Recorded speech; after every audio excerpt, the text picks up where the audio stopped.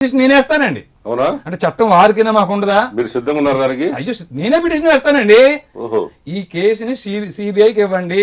అది లైవ్ లో చూస్తున్న వారికి ముఖ్యంగా ఈరోజు బ్రేకింగ్ న్యూస్ ఏంటంటే, ఇప్పటివరకు ఆరోపణలు ఎదుర్కొన్న వీరరాఘవరెడ్డి అని టీం ఈరోజు మా నంబర్ 1 స్టూడియోలో ఆయన ప్రకటించారు.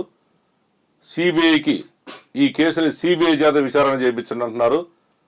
మరి ఇది ఒక సంచలనమైన ఆయన ఒక రిక్వెస్ట్ చేశారు. మరి దీనిపై సిబిఐ విచారణ జరగాలని సొంతంగా నిందితుడిగా ఉన్న ఆయన కోరడం చాలా గమనార్హం.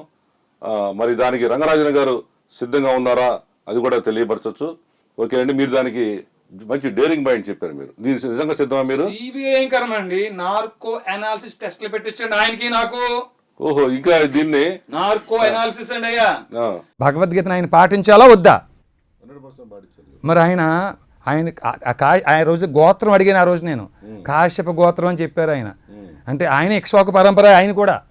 మరి అట్లాంటప్పుడు ఆ కాశ్యప గోత్ర బ్రాహ్మణుడు 18వ అధ్యాయం 42వ శ్లోకంలో బ్రాహ్మణులు ఎలా ఉండాలో చెప్తుంది. రేపొద్దున నార్కో అనాలిసిస్ అసలు అడిగితే ఆ బ్రాహ్మణుడు ఉండే లక్షణాలు నీకు ఉన్నాయా? ఆ రోజు వారు వచ్చే సమయానికి నువ్వు అలాగే ఉన్నావా? నువ్వేం పని చేస్తున్నావు? ఇవన్నీ బయటకు వస్తాయి. సిబిఐ ఎంక్వైరీ చేస్తే అసలు 23 మంది అరెస్ట్ అయ్యారు.